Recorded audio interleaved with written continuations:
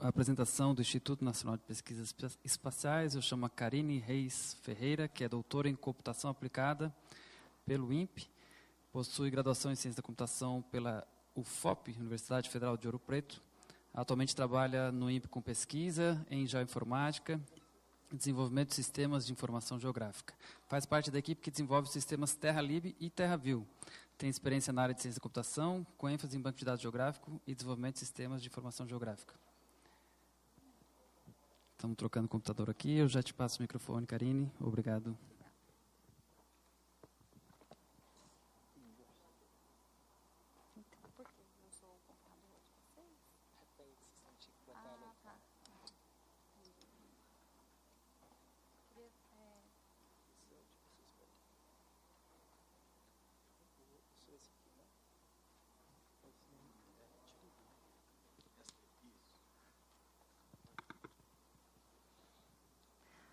Bom, boa tarde, então. Primeiro eu queria agradecer ao pessoal do evento, Jorge, pelo convite, pela oportunidade, né, da gente, então, apresentar aqui um pouco o que a gente tem feito, né, no INPE, e um pouco também das pesquisas, o que a gente pretende fazer e focar nos próximos 5 anos. Bom, o INPE... muitos trabalhos aqui já apresentaram os dados do PRODES, né, e do DT. Então, o INPE ele é um dos responsáveis por gerar os dados oficiais, né, de desmatamento na Amazônia para o governo federal. E sempre que o INPE lança esse dado uma vez por ano, né, tem uma grande repercussão aqui na mídia, né, alguns exemplos aqui. E além desse dado, né, que foi bem citado aqui, que é o PRODES e o DT, o INPE também está envolvido em vários outros projetos de monitoramento de uso e cobertura da terra. Alguns exemplos aqui é o TerraClass, né, junto com outras instituições federais, como a Embrapa, né, e outras instituições. FIP Cerrado, que agora é para estender essa informação de desmatamento para o Cerrado. E também agora vai começar um outro projeto que é para estender esse dado de desmatamento para todos os biomas do Brasil. Só um exemplo aqui, mas já foi tão citado, né? O PRODES, então, faz o monitoramento por satélite, desmatamento por corte raso, né, na Amazônia Legal. Então, no fundo, ele faz essa classificação de floresta, desmatamento, não floresta, hidrografia. E aqui, desmatamento por ano, né, em 2013, 2014, 2015, 2016. O projeto TerraClass, também, que em parceria com outras instituições. Então, depois que desmatou, né, baseado nos desmatamentos, qual que é a intenção? É você olhar para essa área que foi desmatada e falar o que virou essa área, né? Então, virou pastagem, virou agricultura, pasto limpo, pasto sujo, regeneração com pasto, vegetação secundária. Então, o TerraClass ele gera essa informação para a Amazônia, né, legal brasileira, mas também agora tem para o Cerrado também. Pode passar. Bom, então, aí o nosso grupo, né, que eu sou da área da computação, e eu faço parte de um grupo do INPE que trabalha, então, com geoinformática. E, para atender, então, esses projetos, a gente desenvolve vários sistemas computacionais, né? Então, aqui eu vou apresentar alguns, como Terra Amazon, Terra Brasília e Terra MA2. Pode passar. Bom, o INPE, né, a gente... a gente faz pesquisa, a gente faz o uso de sistemas livre e de código-fonte aberto. A gente também faz o desenvolvimento de outras tecnologias. Pensando um pouco na discussão que a gente teve aqui, né, até estava conversando com Pinheiros depois, a gente acaba usando muito essas tecnologias, né, acaba desenvolvendo muita coisa em cima dessas tecnologias, mas a gente acaba não contribuindo para essa comunidade. Tá? Acho que, no meu ponto de vista, é uma coisa que deveria mudar um pouco na nossa forma de desenvolvimento no INPE. Né? Mas, pelo que eu vi aqui também, acho que muitas instituições acabam fazendo essas customizações e não dão esse feedback para a comunidade. Então, hoje a gente usa Proj4, GEDAL, GEOS, OGR, os bancos de dados, né, PostgreSQL, PostGIS, várias coisas que já foram citadas aqui. Deixa eu passar. Bom, então, primeiro, né, falando sobre o Terra Amazon. o Terra Amazon, então ele é um software desenvolvido pelo INPE para processamento de imagens de satélite de observação da Terra, edição vetorial e gerência, né, principalmente essa gerência de grandes volumes de imagens, tá, de observação da Terra. Então, alguns exemplos, pode passar. Hoje, o Terra Amazon, ele é o sistema utilizado no PRODES, tá, no DT e no Terra Class. Então, essa aqui é uma foto da equipe, né, do projeto. Não só esses projetos, mas hoje o FIP Cerrado, o desmatamento todo do Cerrado, ele está sendo feito lá no INPE, né, com uma equipe, utilizando o Terra Amazon. Então, o que é o Terra Amazon? Ele é desenvolvido em cima da Terra Lib, que é a biblioteca que a gente desenvolve lá. A versão hoje da Terra Lib, ela já usa a GEDAL, a Proj4 e GEOS, várias outras bibliotecas, né, já existentes. A gente desenvolve usando o Qt, né, a interface gráfica, tudo desenvolvido em C++, nesse caso. Ele também é um código também livre, né, e o código fonte aberto. E o que ele tem assim de mais, né, de diferente assim de outros sistemas é que ele tem uma parte de controle de usuários muito forte, né? O pessoal precisa saber, essa equipe, né, que está editando, então eles fazem toda uma manipulação de grandes bases de dados de observação da Terra, de imagens, né, de sensoramento remoto, e eles precisam saber fazer esse controle de usuário, quem está editando os polígonos de desmatamento. Tá?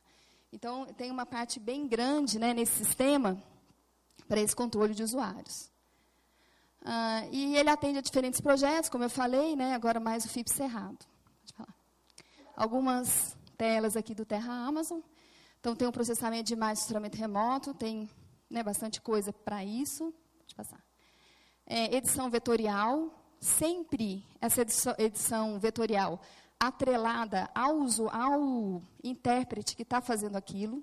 Então, você tem todo um relatório depois de quanto tempo cada intérprete ficou em uma cena, né, quantos polígonos de desmatamento ele identificou. Né, isso é importante para a auditoria depois. Pode passar. Existe uma grande quantidade de ferramentas de análise exploratória também. Pode passar.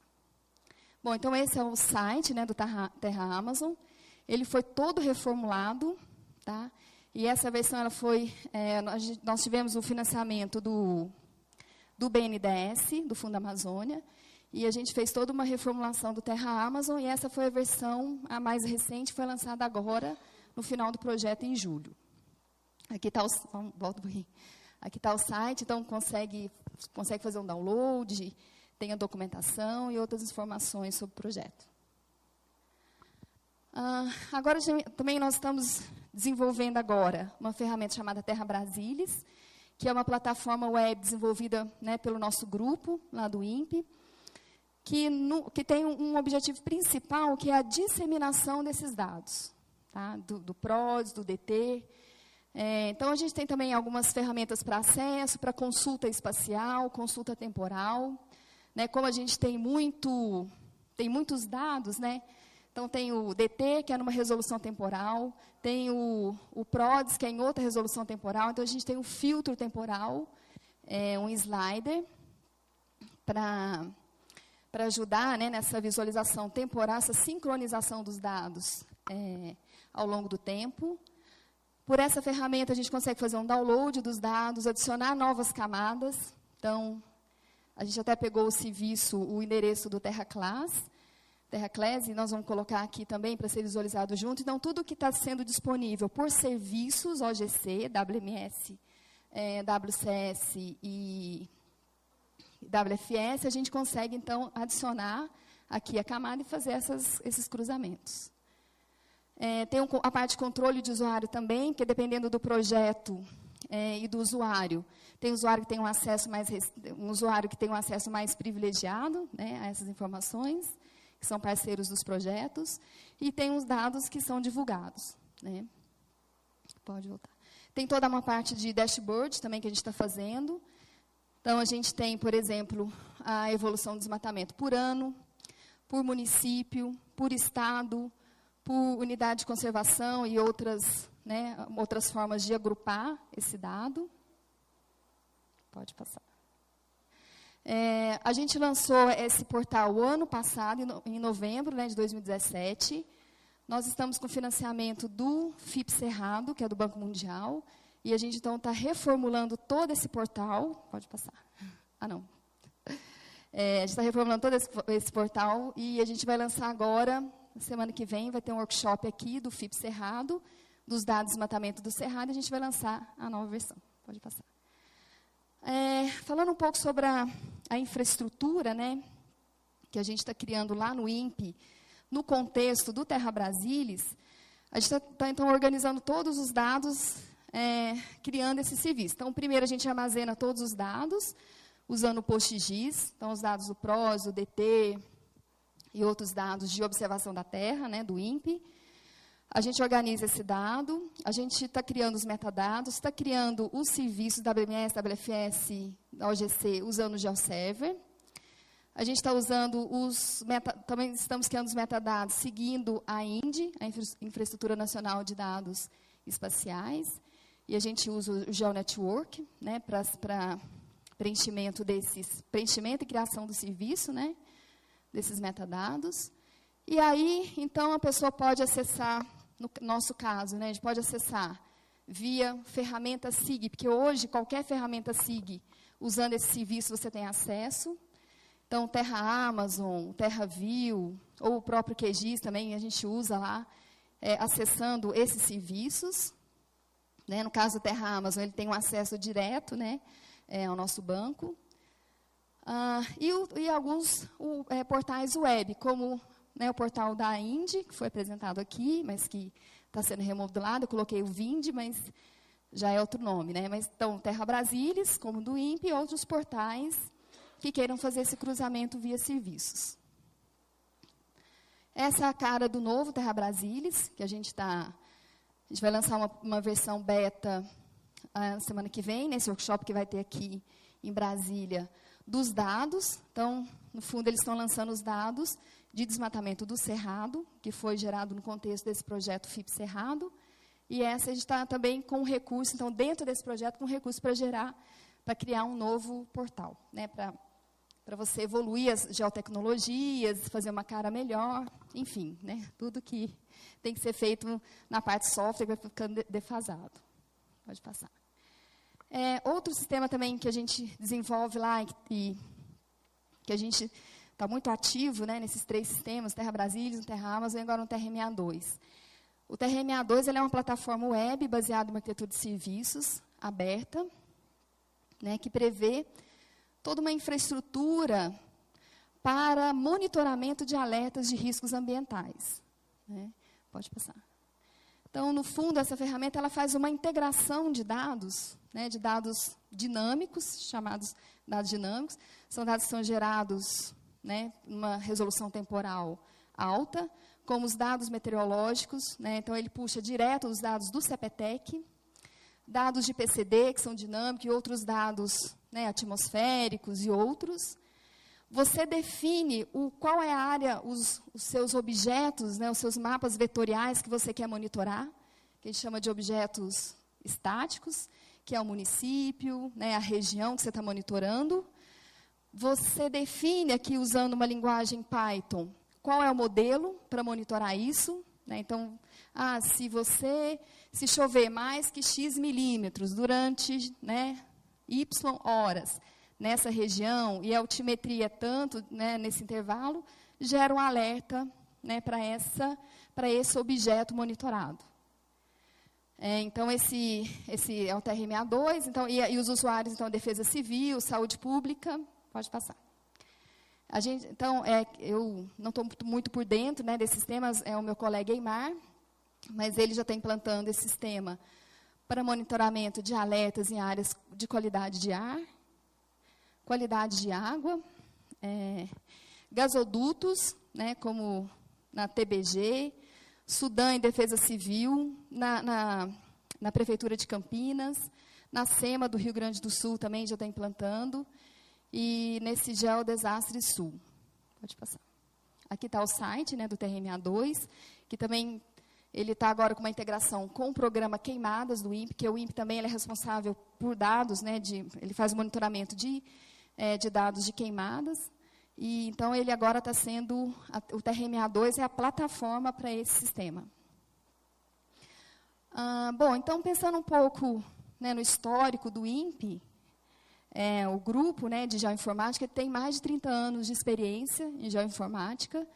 Começou lá com o CITIM, né, e SGI, quando a DPI, a divisão que eu trabalho, que é a divisão de processamento de imagem, foi criada. Então, em 1986, foi criado o CITIM SGI. Aí, em 1991, eles começaram a fazer o Spring, né, o famoso Spring, que até hoje tem usuários, apesar de estar congelado, a gente não está investindo mais nele, mas tem usuários, tem professores usando, tem uma comunidade que usa o Spring. Aí, em 2000, a gente começou a fazer a biblioteca TerraLib, né, que foi em paralelo aí com outras várias tecnologias que surgiram, né, no mundo geo.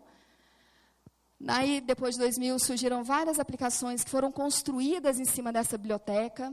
Então, TerraHydro, que foi citado aqui, que a Ana usa, né, Paulo da Ana, que citou o TerraHydro hoje aqui, GeoDMA e outras ferramentas.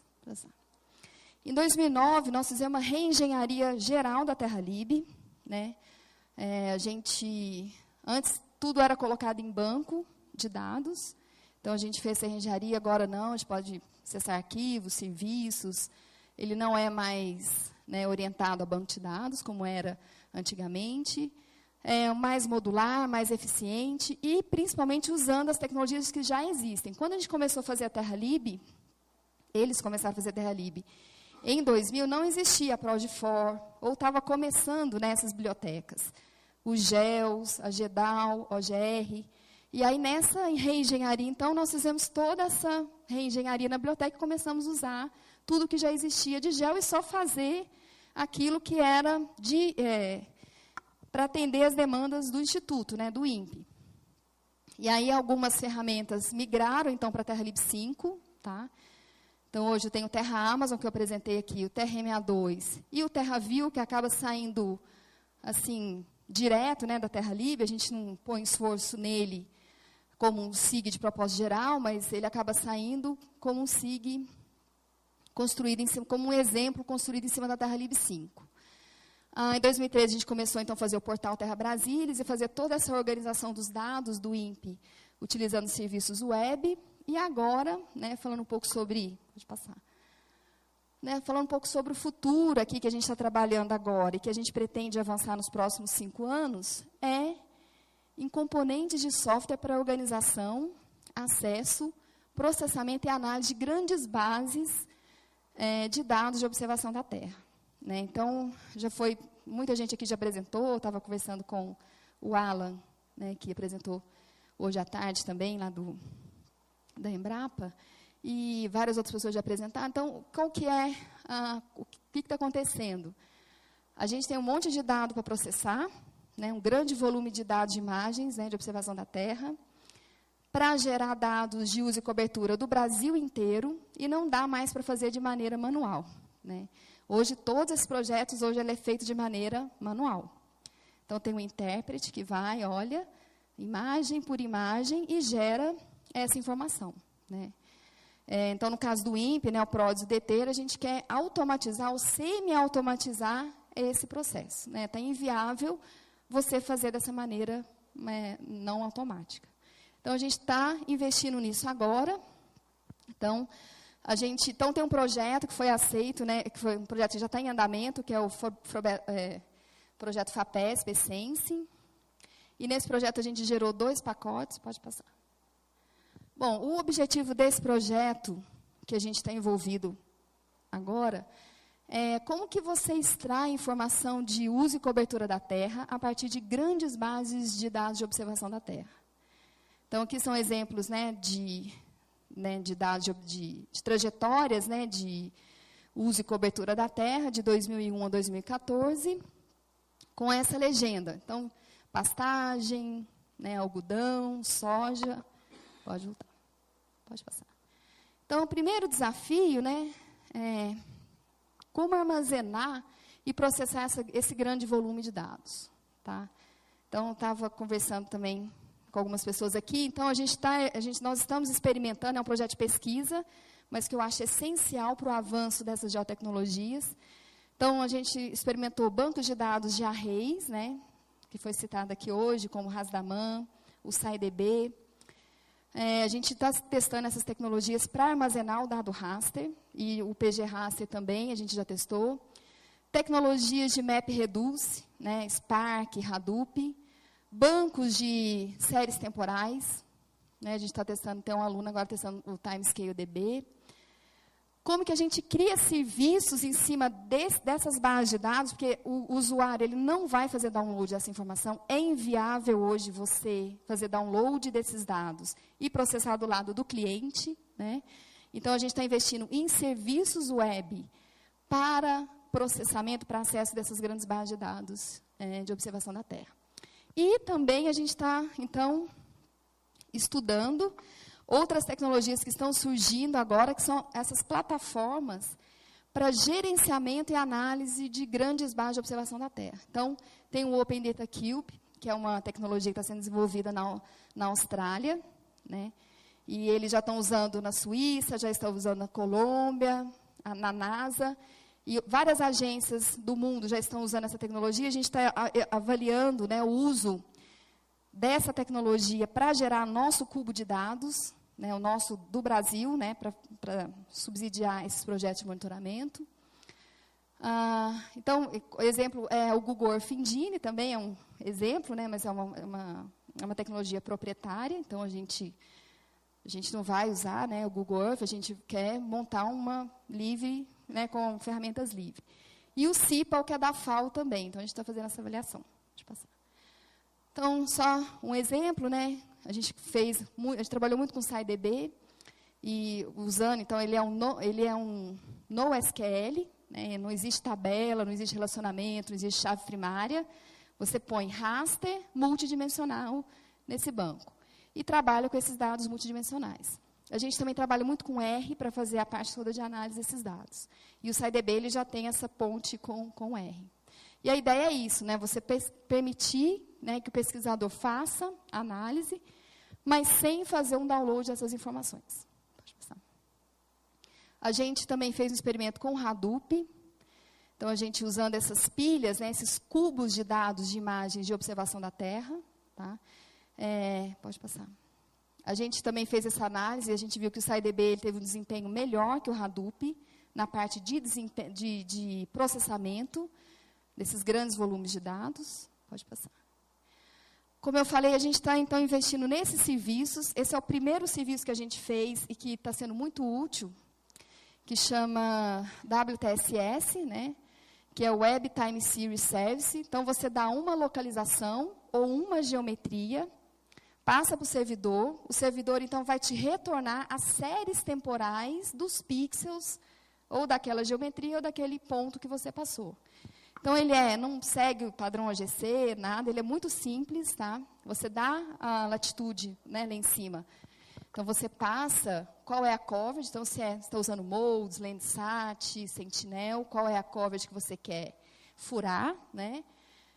Os atributos que você quer, né? Então, as bandas que você quer dessa coverage, e a latitude e a longitude, né, um período de tempo, e ele vai, então, te retornar a série temporal associada àquela coordenada. Pode passar. Aqui o trabalho, então, que a gente está fazendo de análise dessas plataformas para gerenciamento e análise de grandes volumes de dados de observação da Terra.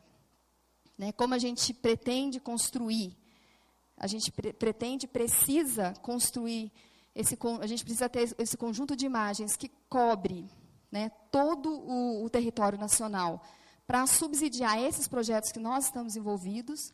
Então, a gente vai criar esses cubos de dados. Então, a gente está avaliando o Open Data Cube, que é, né, australiano, o CIPAL, que é da FAO, o Google Earth Engine também a gente está fazendo alguns testes, e o OpenO, que não é muito, é uma plataforma também, mas é uma plataforma em R, com vários, mas é um pouco mais de pesquisa, né, não está no nível dos outros três. Pode passar.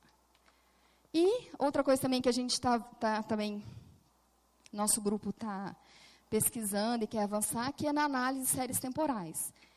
Então, como você criar essa informação, esses mapas de uso e cobertura do solo, a partir dessas séries temporais?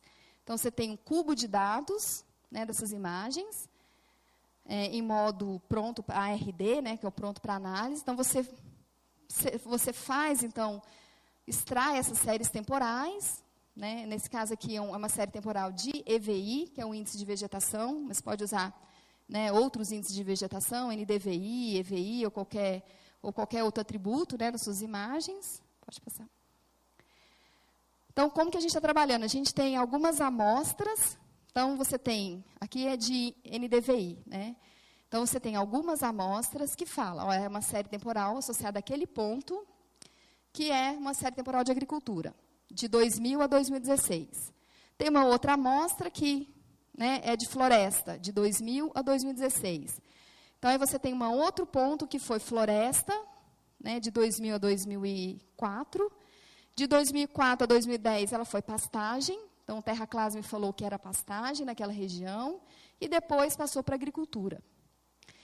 Então, baseado nessas amostras que a gente está coletando, né, ou a gente coleta, ou a gente pega de algumas instituições parceiras, né, nesse projeto. E aí a gente treina o classificador. Então, a gente está usando, né, até do CEPRO, ele falou aqui, né, sobre isso, né, você treinar o classificador e depois deixar que o Deep Learning, que outros, né, algoritmos, eles consigam, então, processar grandes volumes de séries temporais. Pode passar. Então, a gente está investindo agora em métodos para fazer uma avaliação dessas amostras, porque, geralmente, essas amostras foram coletadas em um tempo, né, específico, e você está analisando ela num período de tempo. Né? Então, aqui a gente estão alguns métodos para avaliar isso. Né? Quais as amostras, quando você usa séries temporais de índices de vegetação, EVI, NDVI, elas se misturam? Você consegue separar esse tipo, né, essas classes, usando essas séries temporais? Tá? Então, a gente está usando redes neurais, a gente está usando som, Self-Organized Maps, para fazer uma clusterização, né, dessas séries temporais e gerar para ver quais as classes estão se confundindo.